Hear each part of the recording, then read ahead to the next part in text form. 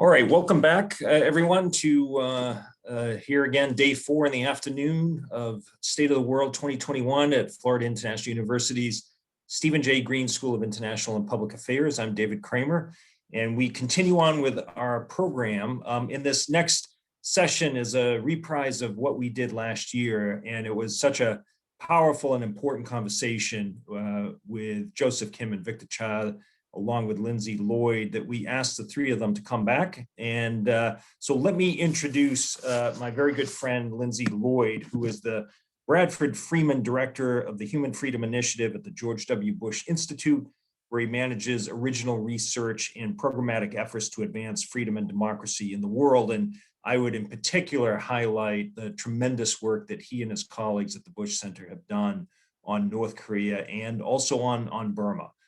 Which is a country that has certainly been in the spotlight this week.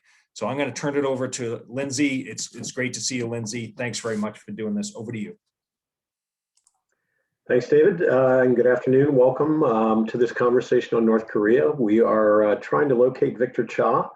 Hopefully he will join us midstream. I just got a message that he is he's right there shortly. So anyway, I'm very pleased to be talking with two distinguished panelists, and I'm privileged to work with both of them. I encourage you to submit questions through the Q&A. We look forward to those questions, and we'll get started. Let me start off by introducing Joseph Kim. Joseph is my colleague at the Bush Center, where he is an expert in residence and part of the Human Freedom Initiative at the George W. Bush Institute.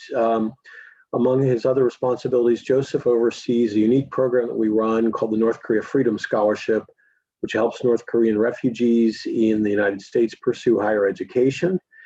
He's also the author of a terrific book called Under the Same Sky, From Starvation in North Korea to Salvation in America. Also very happy to be joined by Victor Cha. Victor is a professor of government, vice dean, and holds the D.S. Song KF Chair the Department of Government at the School of Foreign Service at Georgetown University. He's Senior Advisor and Korea Chair at the Center for Strategic and International Studies in Washington. And fortunately for us, he's also a Senior Fellow in Human Freedom at the Bush Institute. Victor's the author of several books. Among the most important, though, is The Impossible State, North Korea Past and Future, which is really a primer on North Korea and must read for anybody who's interested in learning more about this important and unusual country. He also served as Director for Asian Affairs at the National Security Council for President Bush. So Joseph, Victor, welcome to you both. I'm going to start actually with Joseph. Joseph, can you start off, just give us a snapshot. What is the human rights situation like in North Korea? Great to be back, and thank you for the opportunity to talk about North Korean human rights issues. When it comes to human rights in North Korea is one of the worst countries. The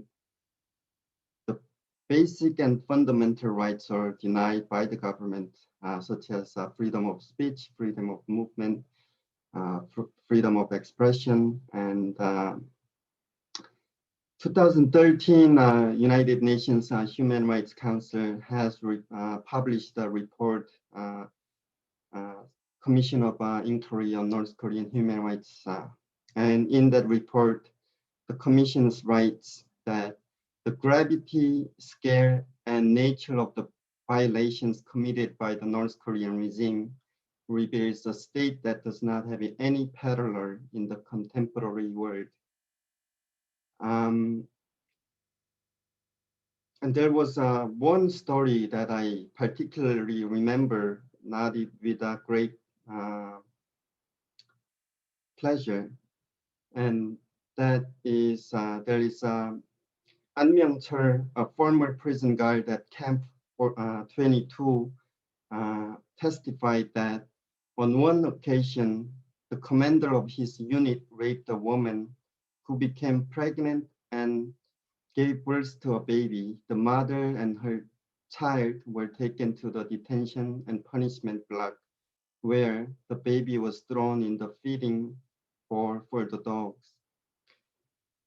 I was born and raised in North Korea, and I I would like to say I had some challenges in growing up. My father died of starvation when I was 12 years old.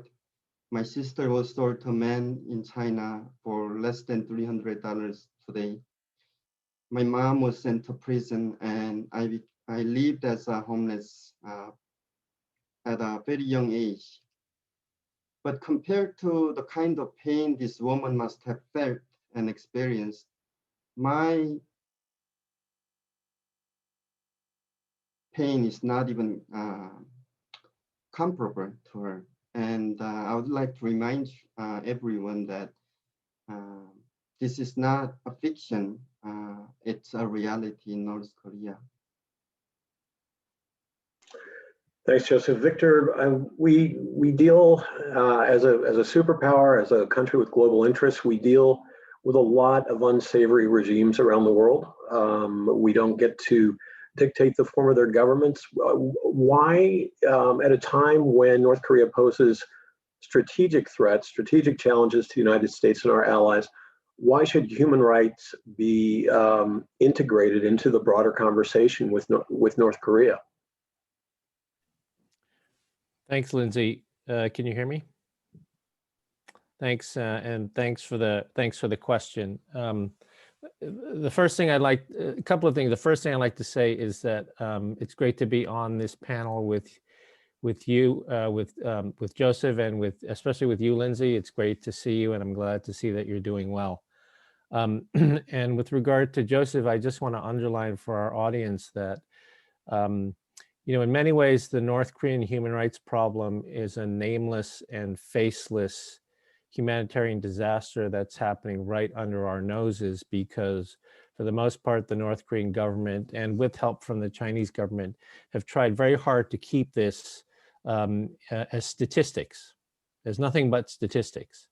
And when it's just this statistic, we can become easily lulled into a sense of complacency, because it's just a number, right? It's nothing else but a number. But if you read Joseph's book, if you listen to the stories, and there are many of which he's just told, if you talk to the defectors or escapees who've managed to have both the stamina and the courage to come to the United States and make a life for themselves, as Joseph has done, you really get a sense. That only then can you truly appreciate what is being stifled in North Korea, and so I think that's very important. As Joseph said, this is very real, and it affects people, or real human beings, and it's not just a number and a statistic. And so the more that we can learn about individual cases like this, the more it gives U.S. policy a name and a face to put to a problem, whether it's trafficking along the border, or whether it's the sending back of North Koreans in China who are trying to escape for a better life. On the policy side, the dilemma with regard to human rights has always been that, of course, the United States cares about human rights abuses around the world. President Bush was the chief executive when the human rights legislation was signed into law. He signed the North Korean Human Rights Act into law. He helped to create the first program for North Korean escapees in another country outside of South Korea. But often when we think about North Korea, we are focused on the nuclear program and weapons of mass destruction. And so the human rights issue often takes second fiddle. And it only seems to be given the platform when we are not in negotiations with North Korea. And then once we are in nuclear negotiations with North Korea, the default policy always seems to be, well, let's not complicate things by bringing in human rights. Let's not complicate things by adding another issue to the agenda. And one, by the way, that the North Korean leadership really dislikes, because it's actually telling the truth about what's happening inside of the country, for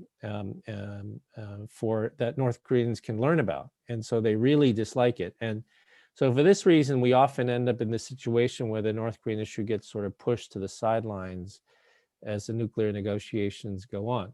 Now, as a social scientist, I can tell you there is no correlation with sidelining the North Korean human rights issue and success in the nuclear negotiations. There's absolutely no correlation, statistically significant correlation there at all. Yet we seem to continue to fall into that sort of trap, if you will, where the issue gets pushed to the side. And of course, it shouldn't be. It should not be pushed to the side. Maybe continue on that theme a little bit. The theme of policy. The Trump administration had a pretty dramatic break from those of the preceding administrations in terms of how it approached North Korea. We saw direct engagement with the President of the United States, with the leader of North Korea for the first time in a series of historic meetings and summits.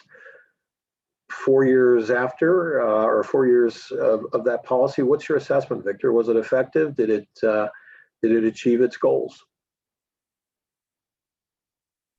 Well, it certainly didn't achieve its goals.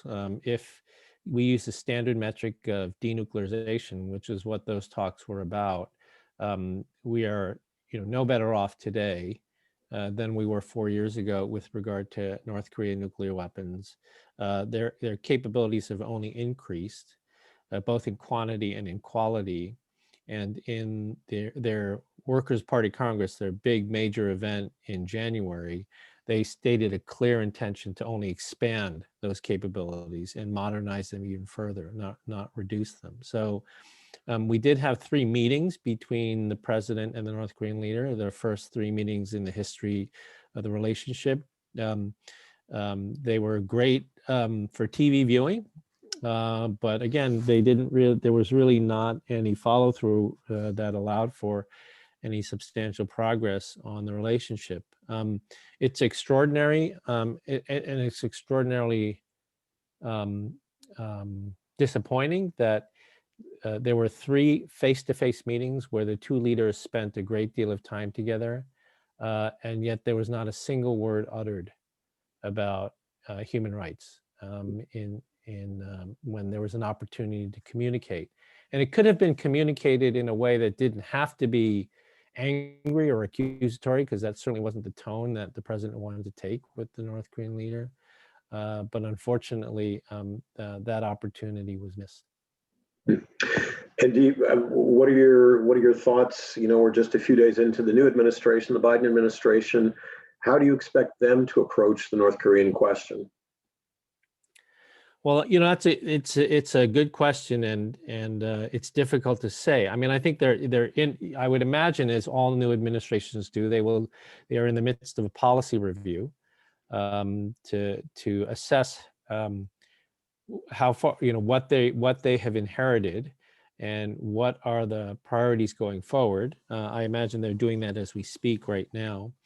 But I think there are certain things that they will have to deal with, and that are clearly going to be priorities. The first is trying to find a way to cap what is a runaway nuclear program at this point.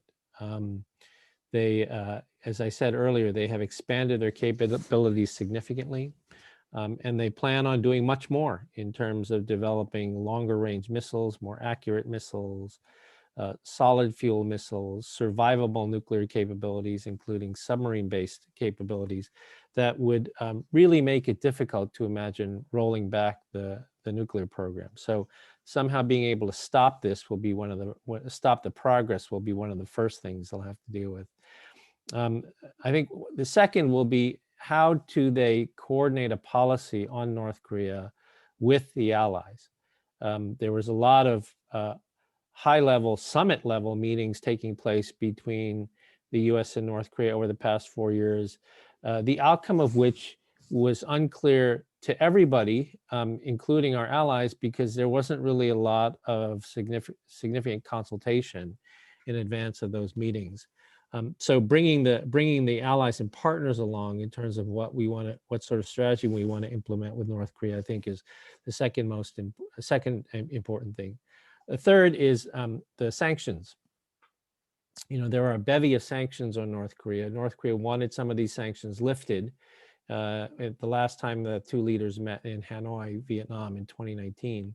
and to what extent the administration will continue to press on sanctions, or will it leverage sanctions relief as one of the ways to try to get some progress on denuclearization. And then the fourth issue, sorry to go on for so long, is China. And that is, how does the United States think about the North Korean issue and collaboration with China in the context of what is an increasingly competitive relationship between the United States and China across the board on other sorts of issues. And then finally, I would say that, again, human rights will probably get short shrift, but it really shouldn't. Because if the United States raises the human rights issue with North Korea, that to me is not a distraction from the other issues. In fact, raising the human rights issue could actually be a credible signal of US commitment to do a real deal with North Korea, a real deal that actually works with North Korea. And the reason I say that is that if denuclearization by North Korea is going to be accompanied by economic assistance to the regime, which has been the traditional quid pro quo, political normalization of relations between the United States and North Korea, which has been another traditional quid pro quo in the different deals in the past, then it is, unimaginable, I think, to most people that companies, US companies, would start going into North Korea, or that the United States would normalize political relations with North Korea without some sort of substantial improvement in the human rights situation, right? Very difficult to imagine. Even on denuclearization, denuclearization is often accompanied with a verification protocol, and these verification protocols assume some degree of political opening in the country such that verification can take place. So raising the human rights issue is not a distraction from the denuclearization objective. It is actually a sign that the United States is serious about transforming the political relationship with North Korea, about providing economic assistance if they give up their weapons, about doing a real denuclearization deal. So, I know this is not conventional thinking when it comes to this issue, but we at the Bush Institute have been really trying to emphasize that these things actually come together. They should not be seen as two separate things. They come together, and especially when you're talking about countries like the United States and North Korea that are highly distrustful of one another, what you always look for in a negotiation is a sign of a credible commitment, a signal of a credible commitment to actually seeing this through to the end.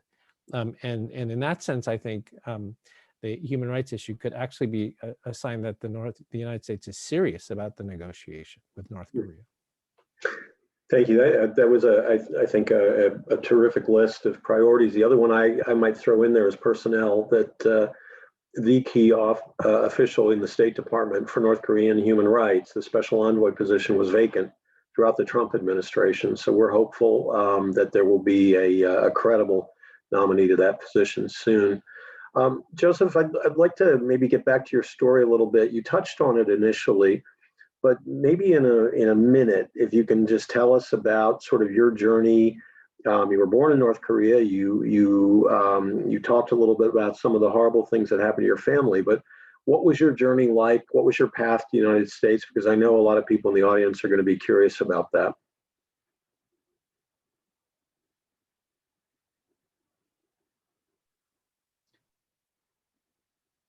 You're still muted, Joe. Hello. Okay.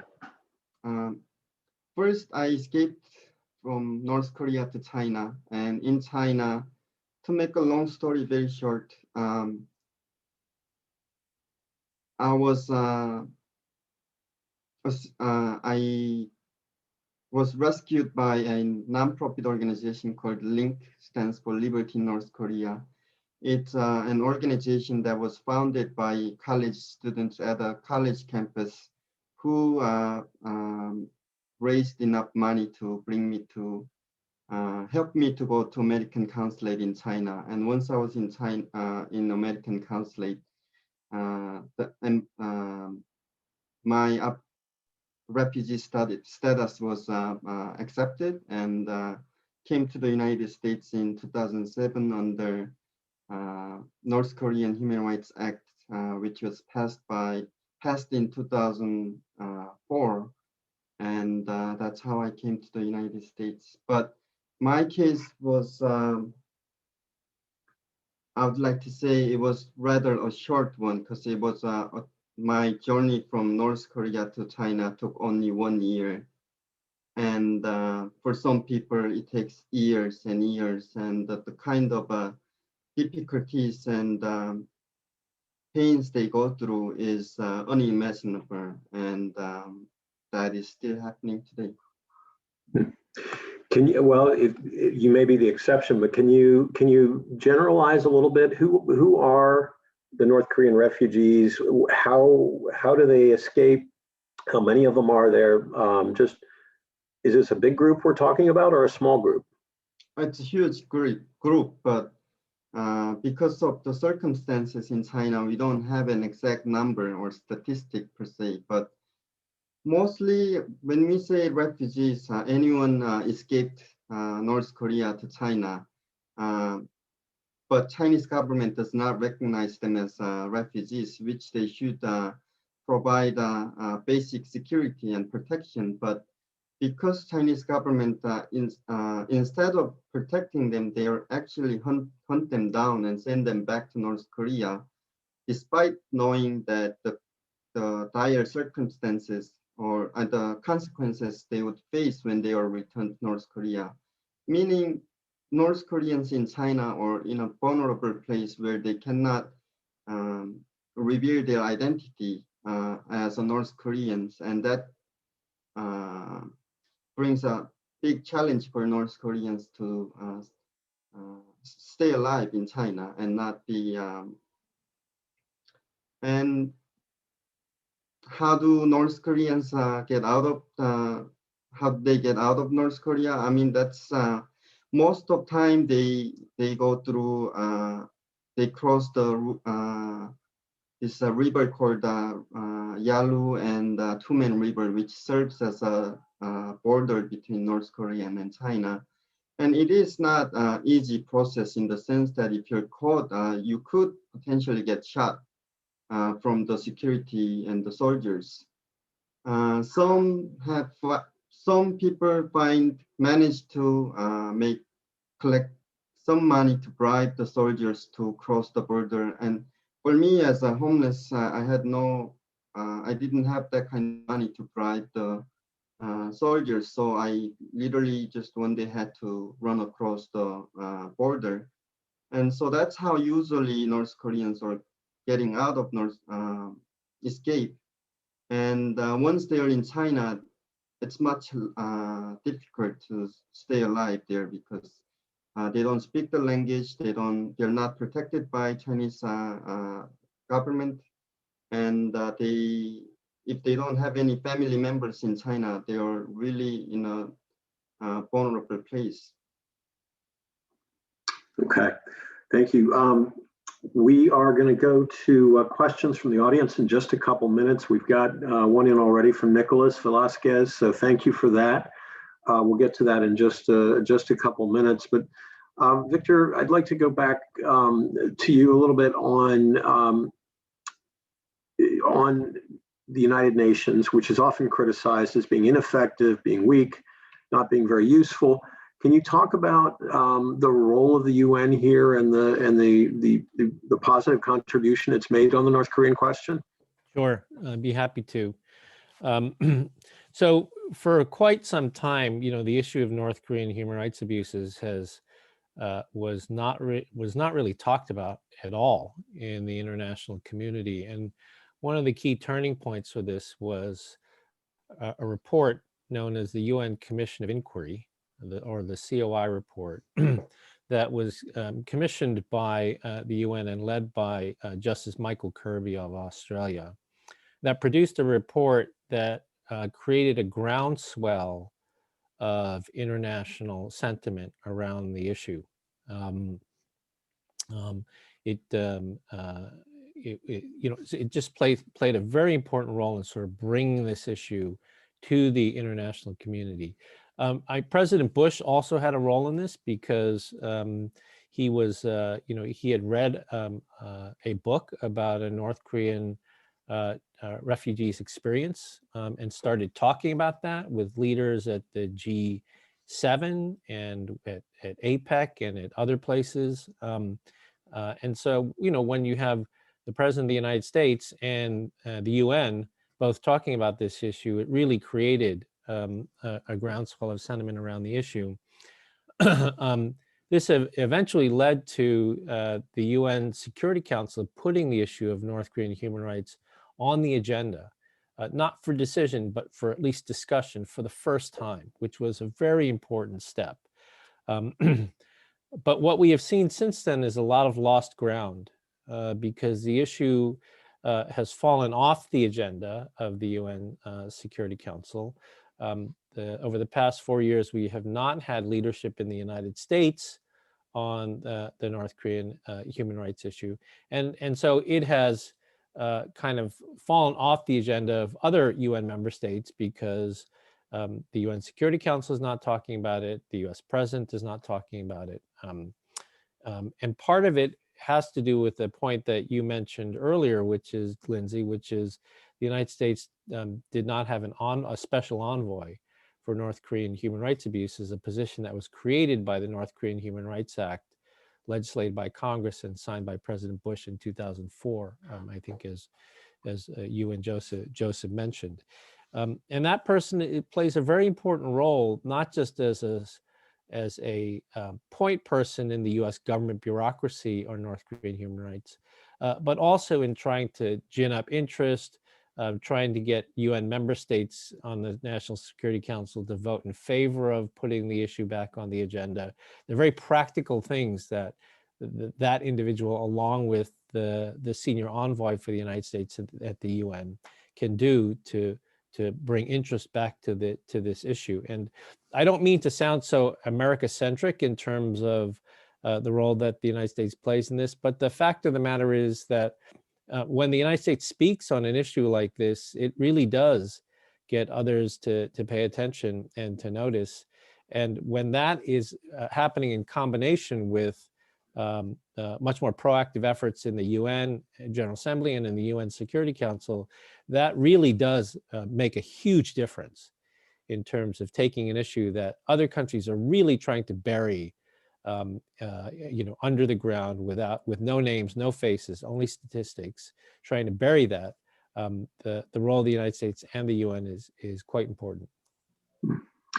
Before we go to questions, which again you can submit through the Q&A function, let me just ask you one last question, Victor, on Congress.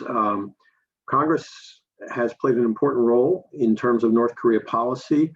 We've seen several prominent members, most notably perhaps Senator Cory Gardner, lose his seat in the last elections, somebody who was quite outspoken and a leader on North Korea. Can you just talk a little bit about this new Congress and where you see them in terms of North Korea policy going forward? Yes. So the first thing I would say is your initial comment is spot on, that Congress has played a very important role in North Korean human rights. As we said earlier, they legislated the bill in 2004. This in today's polarized politics in the United States, this is one issue on which there is no politics. The renewal of this legislation is universally bipartisan, and there's no disagreement at all on either side of the aisle on this. Having said this, as you mentioned, some of the real leaders on this issue have left the scene. Cory Gardner being one. Before Cory Gardner, Sam Brownback being another. A number of these folks have left the scene, and so in order for this to continue in order for the international momentum on North Korean human rights to continue, there need to be leaders on the Hill who will take up the mantle of North Korean human rights. Natural people we think of are folks who had the Korea Caucus, people like Ami Bera of California, Ed Markey of Massachusetts. But there, there is always the complication that members on the Hill that care about the relationship and the alliance with South Korea run into these very awkward situations where sometimes, not always, sometimes you have a South Korean government that also doesn't want to press too hard on the North Korean human rights issue because they are focused on inter-Korean reconciliation, inter-Korean economic cooperation. So you have these very awkward situations where you have leaders on the Hill that may want to push the human rights issue, that care about the overall relationship between the United States and Korea, and may be discouraged by folks in Seoul from pushing too hard on the human rights issue. I'm not saying that's the case for people like Congressman Bera or Congressman Markey, but we would be fooling ourselves if we said that sort of dynamic did not exist. I mean, what we've seen recently with the government in South Korea, and I say this with great respect to the government in South Korea, a government that was born out of democracy. The president of the country was a democracy activist, a democracy fighter himself that brought one of the most peaceful transitions to democracy in world history in 1987 to Korea. But they have prioritized the inter-Korean economic agenda over the human rights issue. And for this reason, anytime the North Korean government speaks ill of human rights efforts or consciousness raising by private citizens in South Korea, the current South Korean government has clamped down on that sort of activity. The one instance that has made the news a lot has been South Korean private citizens and defectors who are flying balloons that are filled with information, which the North Korean people do not get, information about the outside world, thumb drives of South Korean movies, money, Bibles, things of this nature, sending them into North Korea. The North Korean government complained about this, and the South Korean government passed a law making illegal the sending of this information by private citizens into North Korea. And so that is, problematic on a number of different levels, but particularly in terms of a country like South Korea, that's a stalwart of democracy that stands as a model for democratic evolution in the world. Okay, thank you. So we're going to turn to a few audience questions, and we'll see how many we can get to. The first one is from Nicholas Eli Velasquez. He is a senior at FIU and hopes to be admitted to Georgetown's Security Studies program for his Master of Arts. You're talking to the right guy with Victor Cha on the screen. His question relates to John Bolton's memoir, The Room Where It Happened, where he alleges that South Korean President Moon Jae-in is a firm believer in a reunification strategy with North Korea. Bolton further alleged that President Moon tried pushing President Trump to back such a plan, with reports emerging today that President Biden and President Moon have agreed to pursue a joint North Korea approach. In the assessment of the panel, is reunification still in the mind of the South Korean government? So thanks for the question. Let me first say that as Vice Dean, I deal with graduate and faculty affairs. I don't deal with admissions, so but good luck to you for applying, and the Security Studies program is a terrific program at Georgetown. So I think South Korean views on unification are quite complex. They're divided by generation, in the sense that the older generation, and by older I mean people even older than me, known as the Korean War generation, who once knew Korea as a united country, whether that was under Japanese occupation, probably not before, that's getting a little bit old, but that knew it under Japanese occupation, really believed that Korea should be unified, that the division of the country is a historical aberration after thousands of years of being a single country. And then while South Korea has prospered dramatically during this period, it has been under a very abnormal period in the history of Korea, and that Korea should be united. younger generations have only known a divided Korea. The Korean War is something they read about in history books, but have never lived through. And as far as they know, their identity is with the country Korea that they know, which is the Republic of Korea or South Korea. They don't really know or think about North Korea. To the extent they think about it, they think about the economic burden of North Korea with a unification scenario. So their identity is not as tied, their narrative is not as tied, their nationalist narrative is not as tied to the notion of unity. I'm not saying that that's a hard and fast rule across all groups, but it is, it is a trend, I think. And then in between that group of sort of very old and very young, there's a middle group of people now probably in their 40s and 50s that don't focus so much on unification and don't focus and don't disassociate or decouple their narrative from North Korea, but really focus on the notion of inter-Korean, not unification, but reconciliation. That the state of war on the Korean Peninsula is an unnatural thing because they're the same people, that the division was imposed by external forces, and that Korea, maybe unification is difficult because they've grown so different over the past 70 years or so, but that at least they can end the state of war in the peninsula and focus on some sort of inter-Korean economic cooperation and reconciliation, a sort of one country, two systems approach, if you will. So there are a wide variety of views on this. It's not uniform, and it often does break down by generation. With regard to the Moon and Biden call, it's very important that they did the call. That's very good.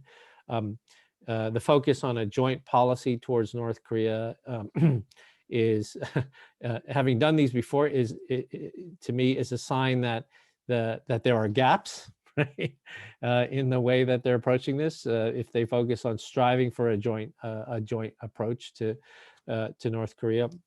Having said that, I think South Korea really welcomes the Biden administration.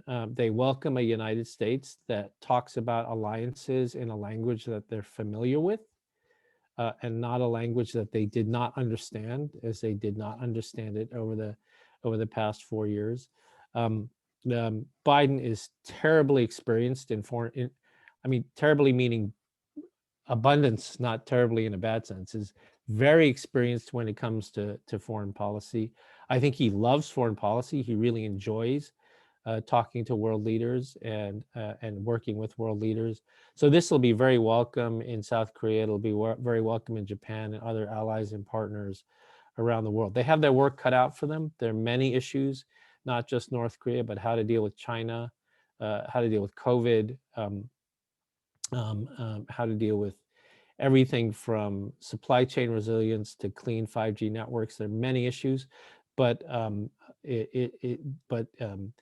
think President Moon said America is back. They welcomed America being back, and I think that is something that resonates with many U.S. allies in Asia, to see a president and a team that they're familiar with and that they understand, and that things will kind of will normalize. Right? Joseph, maybe just briefly, Victor talked a lot about the South Korean perspective on reunification. Was it similar in the North? Do people talk about reunification? Do they think about reunification?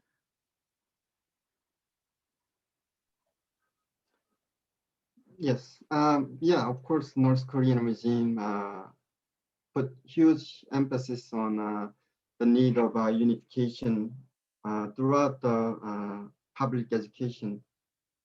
So yeah, I think most North Koreans wanted to have a unified Korea, but they're not as informed as South Koreans with the cons and pros of unification. So it's hard to tell.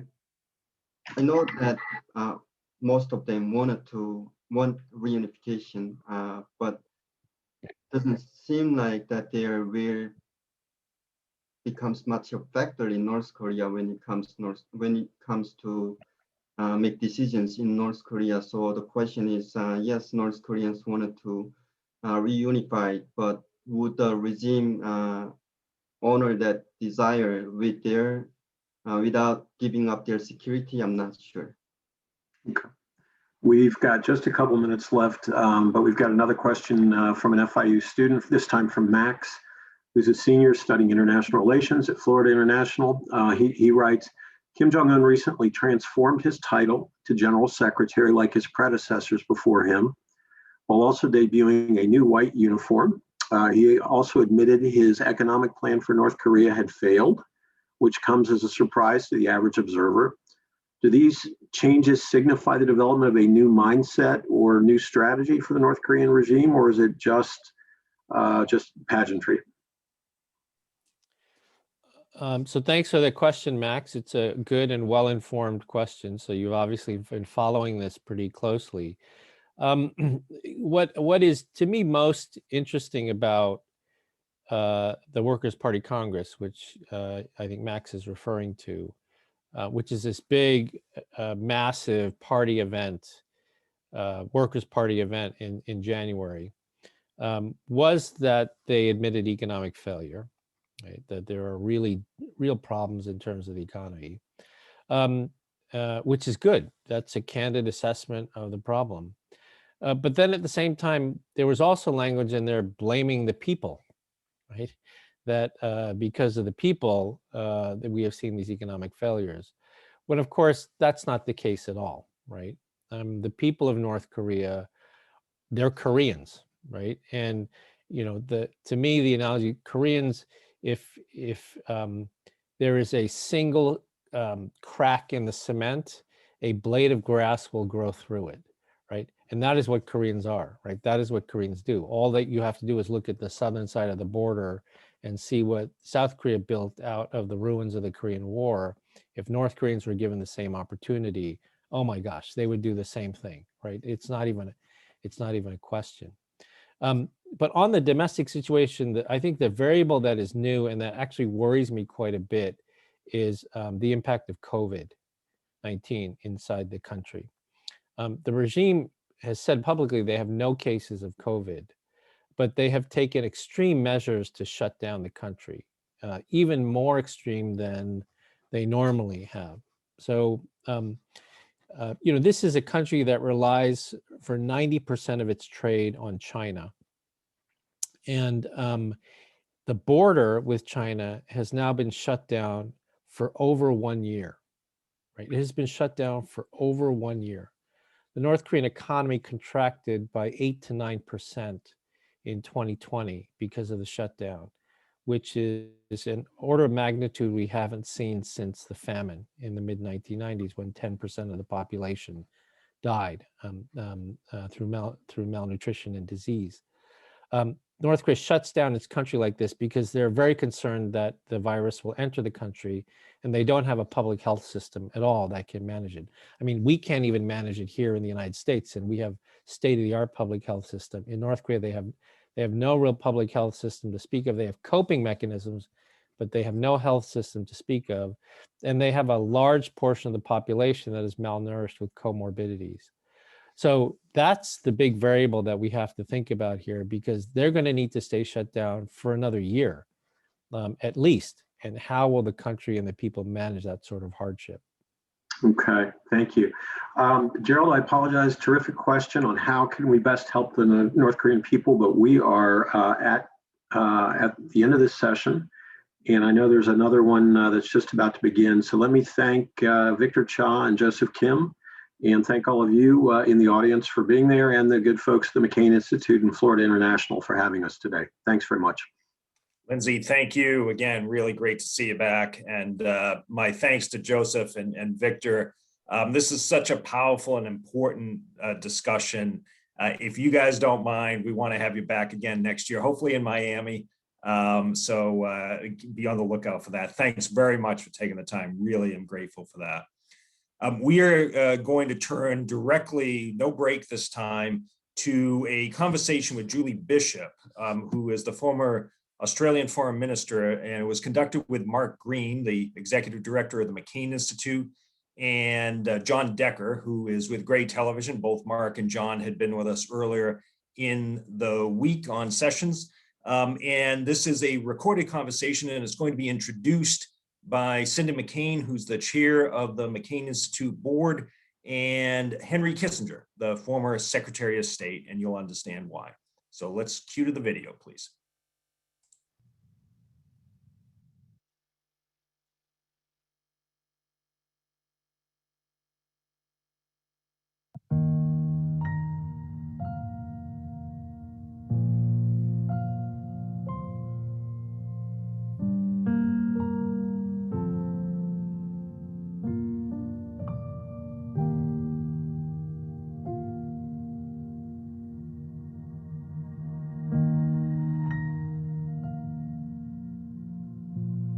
Hello, I'm Cindy McCain, and I'm delighted to greet you virtually today and welcome you to the Florida International University State of the World Conference. Like you, I wish we could all be together in Miami again this year for the State of the World Conference. I enjoyed being there in person last year, and I look forward to a time when we can gather again at FIU for meaningful discussions on so many global topics. Today, I have the honor of announcing the McCain Institute for International Leadership's new Kissinger Fellow for 2021, former Australian Foreign Minister Julie Bishop. As our Kissinger Fellow, Julie will work with the McCain Institute over the coming year to highlight the importance of American leadership in the Indo-Pacific region, as well as seek collaborative solutions for fighting human trafficking internationally. Drawing from her experience as foreign minister and analyzing the current trends in the region, Julie will craft a framework making the case for greater American engagement in the Indo-Pacific and how a stronger alliance amongst the U.S., Australia, and like-minded nations can bolster security, commerce, and human dignity. She will also work on a strategy on how countries in the Indo-Pacific can best contribute to the security of each other, not only in terms of military power, but also in the realms of intelligence, law enforcement, new technology, and international coordination. Lastly, and most certainly closest to my work, Julie will contribute to the McCain Institute's newly announced Global Consortium of Prosecutors. The Global Consortium is being established in order to share best practices in prosecuting human traffickers and to give us an edge over the perpetrators that don't recognize national jurisdictions. In addition, as our Kissinger Fellow, she will focus on global supply chains as key points of vulnerability in the battle against human trafficking. It is vital that governments, the private sector, and consumers are aware of this vulnerability and mitigating steps are taken. The United States and Australia have adopted strategies for combating human trafficking in their spheres of influence. Unfortunately, human trafficking is now on the rise. It is therefore important to identify the next steps that both countries can take to further advance the efforts to combat human trafficking and to provide relief for its victims and punishment for its perpetrators. I am delighted to welcome Julie Bishop to our 2021 Kissinger Fellowship, and I look forward to her important contributions to the McCain Institute's work on combating human trafficking and her timely work on the strategic issues in the Indo-Pacific. As chair of the McCain Institute, I am thrilled to have Julie, with her wealth of expertise and talent, join forces with us for the coming year.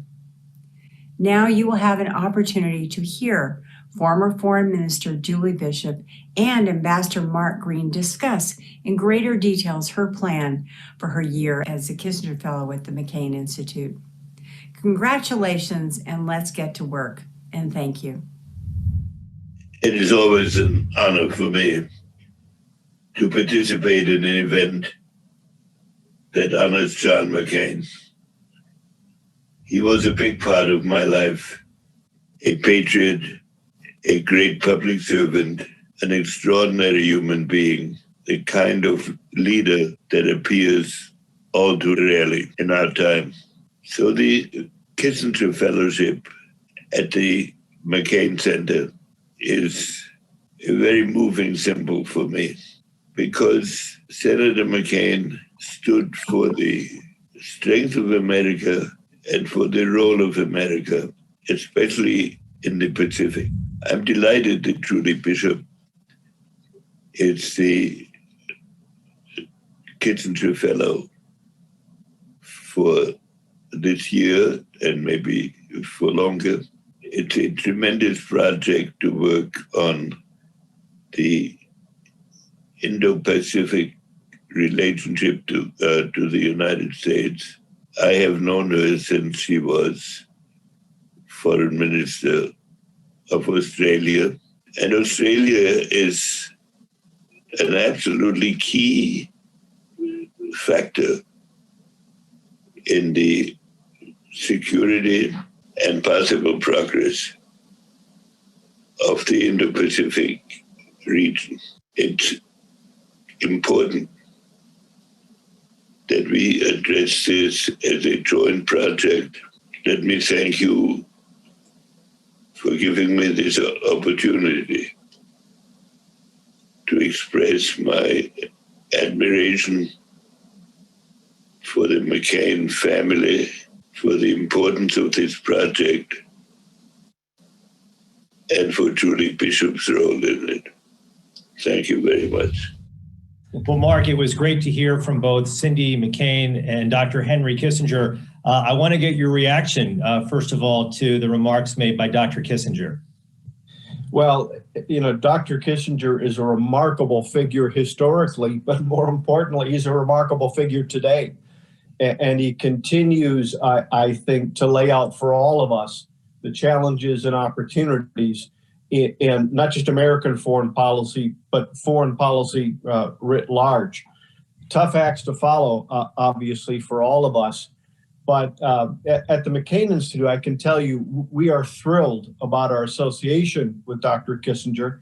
Back in 2015, it was really the relationship and shared values between John McCain and Dr. Kissinger that led us to create the Kissinger Fellowship as a way of projecting those values and principles and making sure that they are at the center of important foreign policy discussions.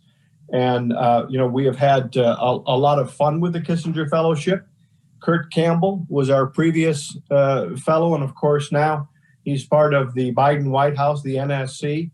And I wish I could tell you that it was the McCain Fellowship that launched his career. Not true, but that obviously has been a great relationship.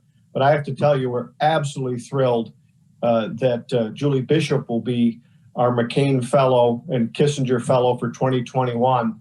And so I think this is fantastic. It's a great new chapter. Well, Julie Bishop, congratulations to you and welcome to the McCain Institute. I know the McCain Institute, just hearing from Mark, is so pleased to have you as the next Kissinger Fellow. What do you intend to do during your year in this position? Well, first, thank you, Ambassador Green. Thank you, John. And I'm delighted to be announced as the Kissinger Fellow for 2021 at the McCain Institute. And first, may I take this opportunity to pay tribute to the late John McCain, with whom I held many discussions when I was Foreign Minister, whether it was in Washington or in Canberra. He was always prepared to sit down with me and talk about all things foreign policy, and I really appreciated that opportunity. In fact, I had the honour of introducing him as a keynote speaker at the US-Australia Leadership Dialogue in Washington one year, and he had a deep appreciation and understanding of the US-Australian alliance, and I have the greatest respect for the work that he did and the contribution that he made. You didn't always have to agree with John McCain, but no one could ever doubt that he was a person of great integrity and honour.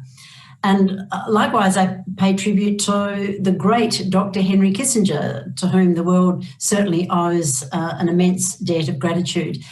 Many years ago, a legal colleague gave me a copy of his book, Diplomacy. This was back in the early 1990s, and I was absolutely mesmerised by it. And of course, have read all his subsequent books, including On China. And I also had the opportunity to meet with Dr. Kissinger when I was foreign minister and visiting New York. And he was always very gracious with his time and shared his deep and substantial insights and perspectives on the world.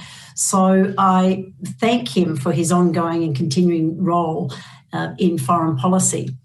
As a Kissinger Fellow for 2021, my goal is to make the case for a more effective American engagement in the Indo-Pacific region and to demonstrate how stronger alliances and relationships between the United States and, for example, Australia and other like-minded nations can really bolster the peace and security that we need, economic progress, sustainable economic progress, as well as human dignity. And I think we need to reforge the Pacific Island alliances and partnerships, and I'll be particularly focusing on that in the era of great power competition. And the Pacific is an increasingly contested space, a region of strategic importance to both our nations.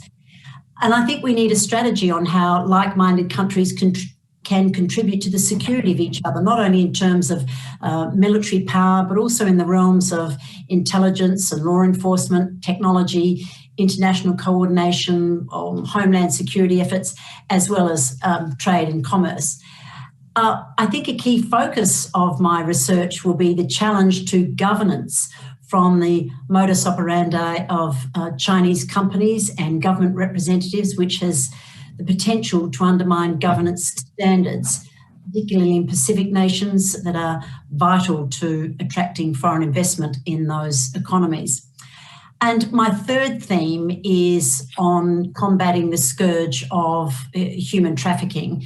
Both the United States and Australia have adopted strategies for combating modern slavery, as it's now called, in our spheres of influence. And while this scourge is still on the rise, it's vital that best practices on how to fight modern slavery, human trafficking, illegal labour practices can be shared. And I'll be focusing on international human trafficking, and I'm delighted to be able to support the Global Prosecutors Consortium that was recently announced by the McCain Institute. So a lot of work ahead of me, but I'm certainly looking forward to it. Well, all of those themes are so topical, and it's a perfect segue to our discussion about each of those issues. And let me start off by asking each of you about Indo-Pacific relations, and specifically the nations in the Indo-Pacific region. Do you believe they have a shared commitment to what's known as the rules-based order, or are they looking for alternatives right now with so many changes that we've seen take place in this region of the world over the past few decades? Well, perhaps I'll lead off on that one if it's okay, John. I think, look, the rules-based order is that network of conventions and treaties and alliances and institutions underpinned by international law that has evolved ever since World War II. And the United States has been the instigator and defender and guarantor of that rules-based order. And it was originally, of course, designed to repeat the horrors of World War II, to ensure that there was not another global conflict in the decades and years following the 20th century. And it's been successful to that extent, but it was also to guide the behaviour of nations and towards each other. And the nations of the Indo-Pacific generally express strong support for the rules-based order, but that would have varying levels of commitment to taking action in support of that order. And I think developing nations in particular tend to have, well, weaker institutions perhaps, and are thus less able to develop strategies for supporting the rules-based order other than when it's directly affecting them. And they've always had perhaps more of an ad hoc approach to their engagement with the order. And I recall that I was very keen to remind leaders and policy makers of developing nations that the rules-based order was to provide an opportunity for all nations to grow, subject to their domestic regulatory environments. Any breakdown of that order would most certainly be detrimental to their interests and that of all nations over the longer term. But I think the challenge, of course, is that larger, more powerful nations are increasingly cherry-picking that rules-based order, complying with some aspects of it and not with other elements. And so I think it's time to reinforce the importance and the fundamentals of that rules-based order, not only in our part of the world, but across the globe. Mark, let me follow up on Julie's comments, and that is the role that the U.S. plays in this part of the world, and the role that the U.S. plays specifically in strengthening the rules-based order in the Indo-Pacific region. Well, John, I think Julie has laid out very well the importance of this work in that part of the world. You know, I mean, open any American newspaper on any given day and you'll see some aspect of the rubs and conflict that we have with China. But in the era of great power competition, it may be emotionally uplifting to poke each other in the eye. It is hardly the basis of a sound long-term foreign policy. And I think what Dr. Kissinger has been stressing, and you've just heard so eloquently from Julie, is that we have to invest in the system itself. And we have to invest with those countries, particularly in the Indo-Pacific region, to help build the capacity so that they can compete in and meet their own needs within that rules-based system. If we reduce our foreign policy to transactional, to one-offs, any particular transaction may benefit the US or Australia or both, but it doesn't really lay the groundwork for those countries to meet their aspirations, nor does it really help reinforce the values and principles that are at the heart of our foreign policy.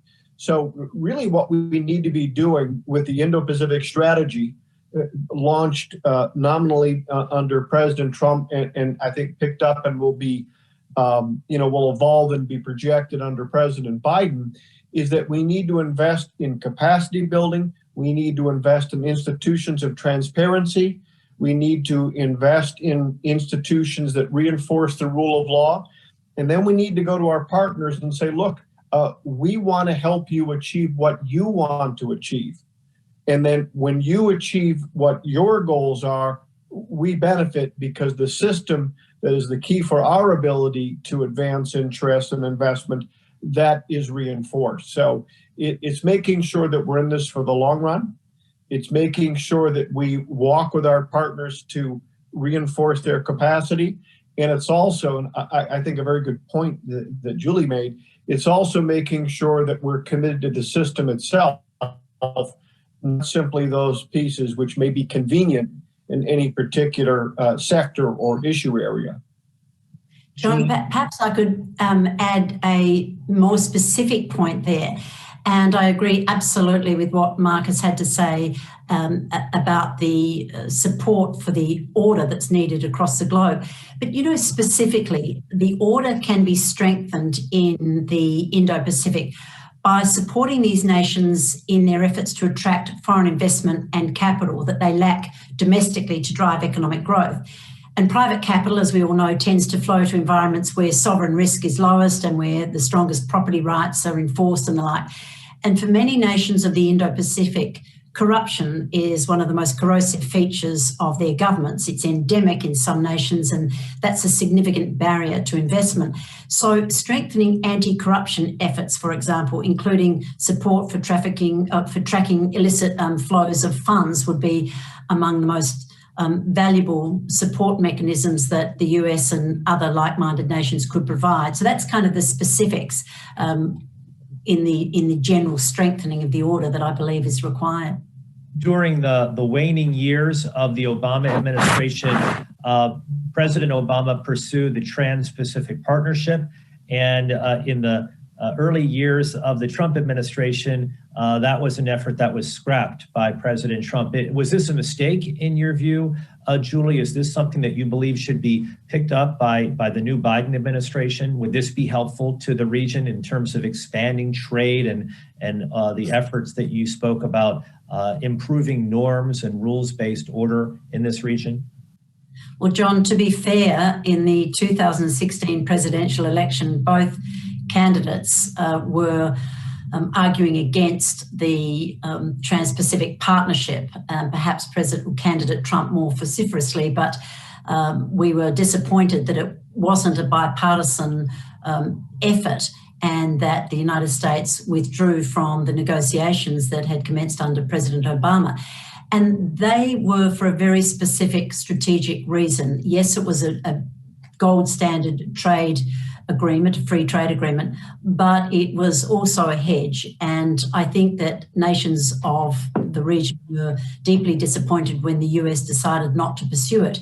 To its credit, Japan, Canada, Australia and others, Singapore continued with the Trans-Pacific Partnership, and it is a highly effective trade alliance between some significant economies.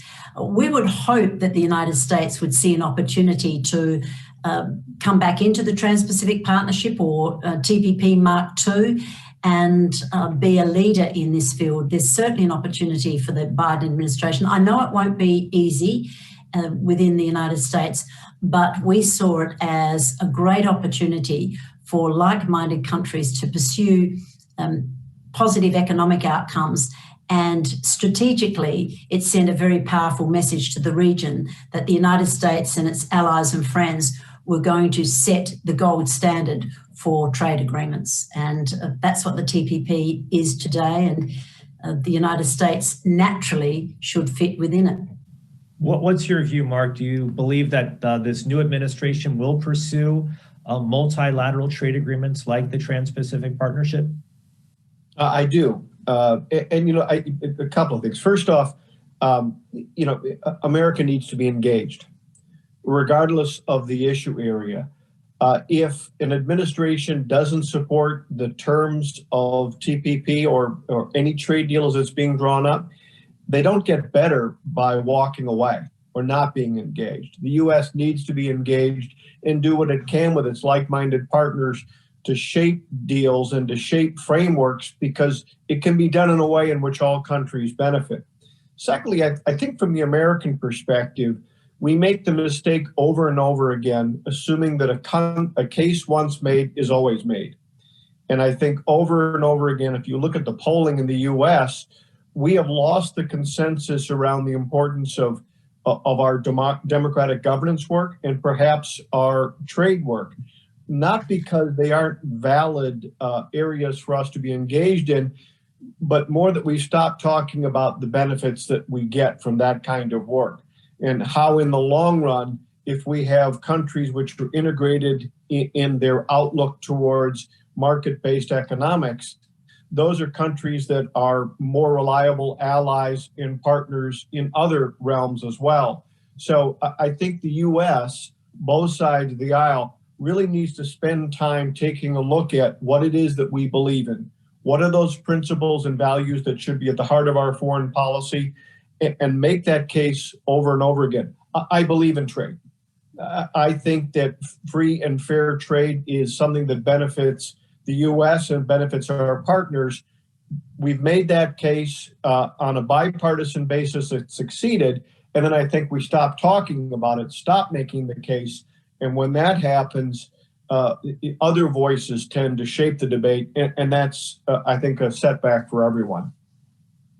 Julie, what is right now, how would you view America's image in the Indo-Pacific region? What is the U.S. seen as a trusted ally, a reliable ally? Well, I think that it would be fair to say that some countries are hedging their bets, and they are natural allies of the United States, but they are concerned about the rise of China and the economic coercion that can be imposed should they not agree or have their views not align with those of China. And I think there's been an uptick in cooperation amongst alliance partners with the United States, but I wouldn't describe it as widespread. I think the quadrilateral security dialogue has certainly been reinvigorated. But I think organisations such as ASEAN, the Southeast Asian Nations Association, which is a consensus model, is prone to be influenced by some nations that are deeply in China's orbit. And so I think that the lack of any significant and overt enthusiasm for the United States goes to the fact that some nations of the Indo-Pacific have largely adopted a hedging strategy. In private conversations, I know that nations are worried about the implications of China-US engagement, and there's an underlying theme of caution, if you like. And as China does show this willingness to impose coercive measures, particularly economic coercion on those who it deems are out of line, nevertheless, few would want to offend the United States. So it's a delicate balancing act that I think some are finding difficult. And I know even in Australia, the discussion about whether one has to choose between being a friend and partner of the United States or an economic partner of China gains some currency. I don't think countries are yet at that point about where they feel they have to choose, but they're watching developments closely. And should we reach that juncture, a choice will be driven, I think, by the decisions and conduct of the United States and China respectively, rather than by individual policy imperatives within countries. So, John, if I can pick up on that, one of the things that I heard from my days as administrator at USAID, and not just in the Indo-Pacific, but globally, when the issue would come up about Chinese investment in a particular deal or a particular sector, in quiet moments on the margins, the conversations always came back to the same point. When you would ask a country why it was that it chose the Chinese model or Chinese investment, the answer was because you weren't there. What we have found over and over again is that the U.S. and our partners like Australia, we are the preferred partners, but that requires us to be there and be in the conversation. And I think for the longest time, we took too much for granted, and we weren't making those long-term investments in relationships and in capacity that are so crucial. I believe that if we are engaged, if we're present, if people know that we care and that we're involved, not in every deal is the U.S. financing going to be at the core, but my money's on a market-based, entrepreneurial, innovative economy such as the U.S. over a system which doesn't look at win-win. A point I'll make too, something that we developed in my days at USAID that proved very successful, because there's another piece to this. Sometimes countries and leaders will engage or take up a Chinese offer of financing, and they'll tell you they weren't entirely aware of all the details and consequences on the back end of that deal. Part of it is that we can make a big difference if we invest in our partner countries and helping them to develop the capacity to objectively evaluate propositions that are brought.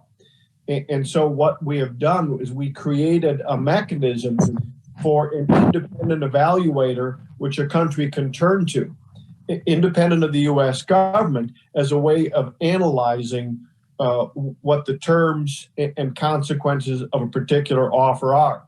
Again, in some cases, a country may decide that it's worth it and that they should go with, for example, Chinese financing. It's freedom of choice. That's their choice. But at least they'll understand what the consequences are. Eyes will be wide open. And I think when eyes are wide open, those of us who believe in private investment, those of us who believe in trade, more often than not, I think we'll see that our approach is one that prevails. Yeah, John, I think that Marcus raised a really interesting point there.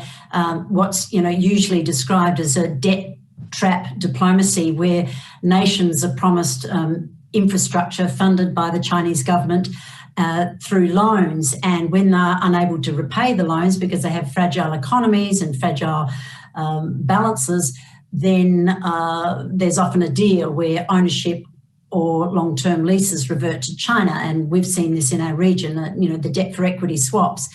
And it can be insidious, both economically and strategically. And this is an impact that we're seeing with the Belt Road initiatives or funding that's now being labelled Belt Road. And this is the dual use facilities, another concern that we have. For example, China builds a significant new airport or port, often far beyond the required capacity of that nation. And those facilities then become dual civilian and military uses. And that allows China to deny that it's establishing military bases in other countries. And it's not often clear that the leaders of those nations where this occurs are fully aware of the implications of taking on these loans and the nature of the infrastructure. So it's not utilising traditional foreign aid or development assistance to lift nations out of poverty, for example. So I think that's a very important point that Mark has made. I'm so fascinated, Julie, by Australia's relationship with China. Australia is one of the few countries in the world that actually has a trade surplus with China, which is pretty remarkable from the US perspective to see that.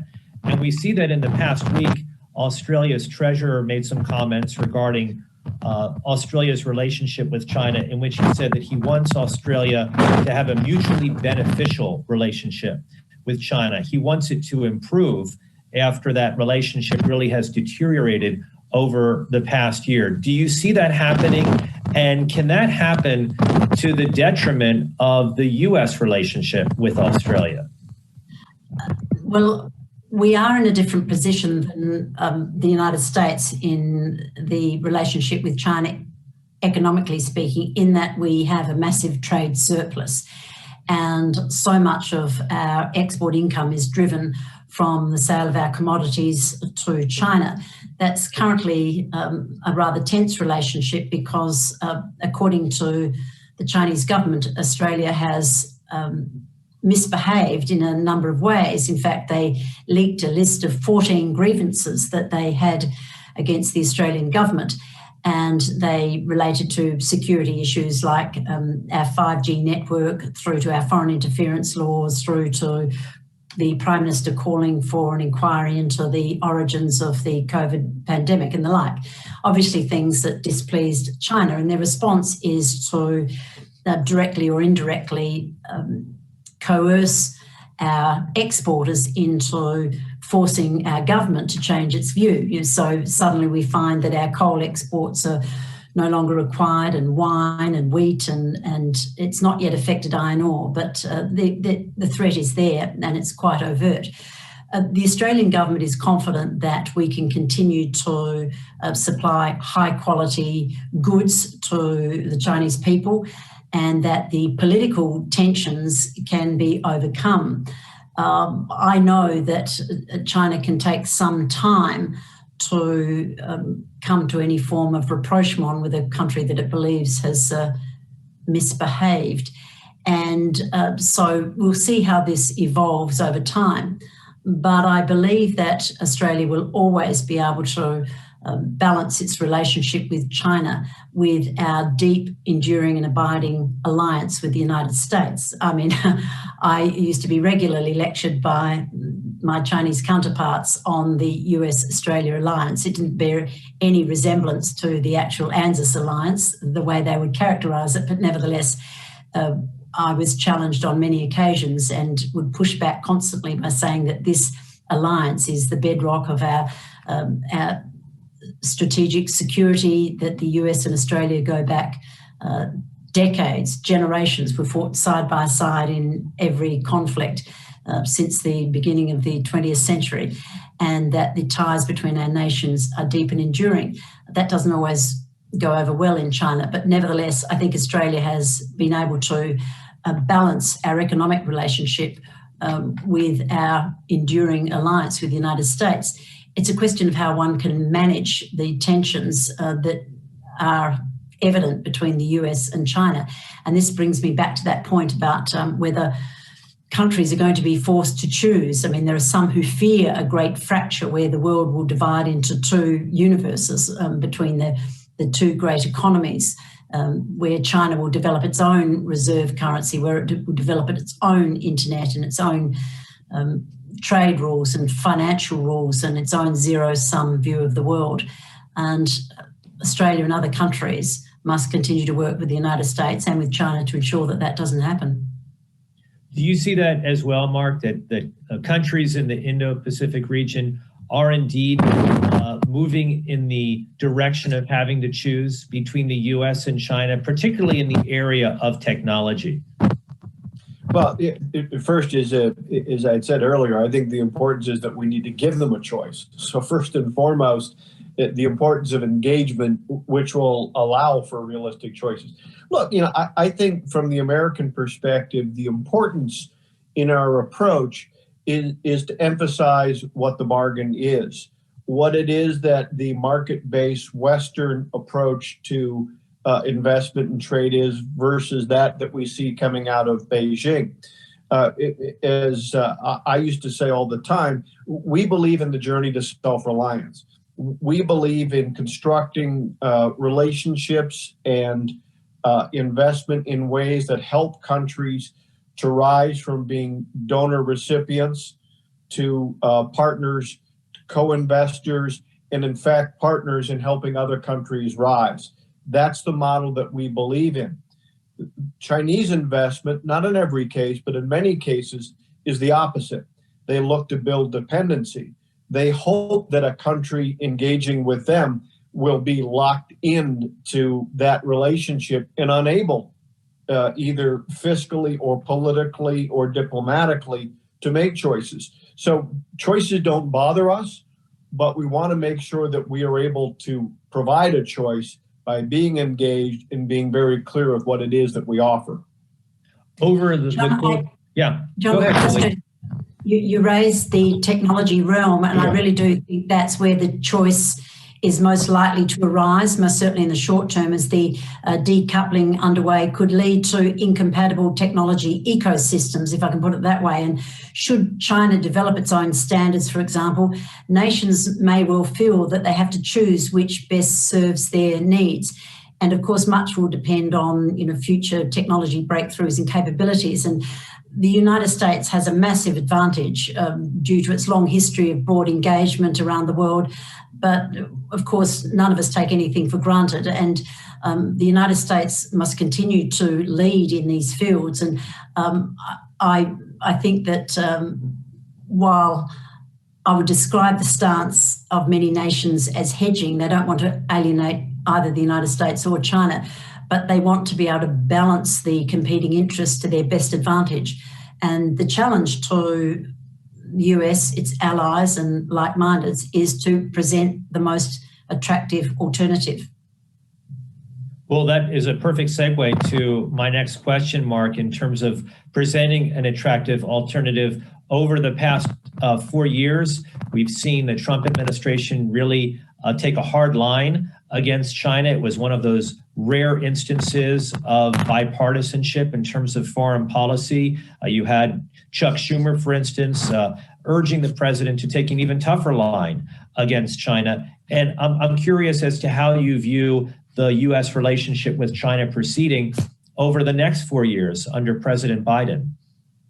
Well, it's been interesting to watch the confirmation hearings, and Secretary Tony Blinken, I think, has been very clear. He actually paid tribute to President Trump, former President Trump, and saying, look, he essentially awakened the American people to the challenge that China represents and presents in the world. And so I think that's a very important positive contribution. I think President Biden also realizes that it may be tempting for some on the left to simply push to turn back the clock and to go to where the world was pre-Donald Trump. That's not where the world is. The world has changed a great deal.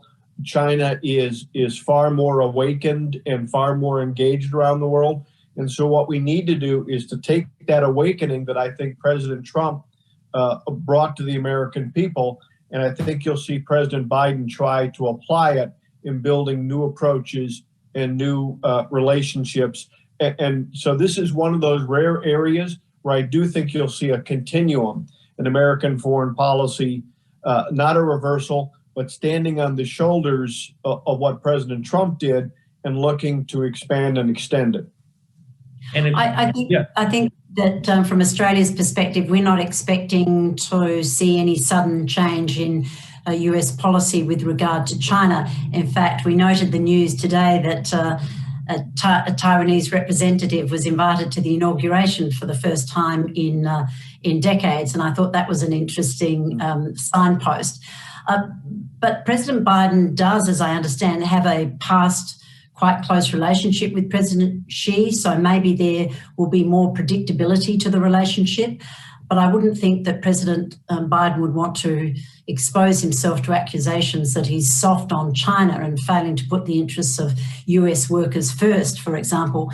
But I think that from the Indo-Pacific perspective, the nations will be hoping that US and China can find a way to resolve at least some of the tensions, particularly on trade.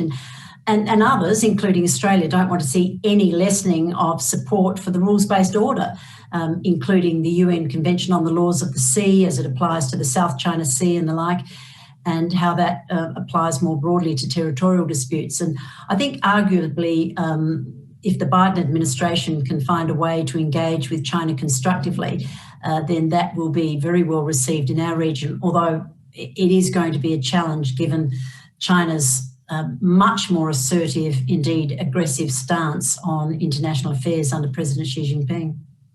President Trump, as you know, Julie, was criticized often for using tariffs in terms of his trade policy over the past 4 years. And we've seen China impose tariffs on Australian products over the course of the past year. And I'm curious to know as to whether you've seen these recent actions against Australia, among others, lead to an increased level of cooperation between nations in the Indo-Pacific region? Oh, yeah, I believe so. I believe nations are becoming increasingly aware of China's coercive tactics, and that means that they are more willing to engage and discuss these kind of issues. But again, as I say, they are hedging. They are hedging their bets. But I think there's an enthusiasm about the incoming Biden administration. I think that we will see the dialogue involving the US, India, Australia and Japan, the Quad, perhaps become even more formalised.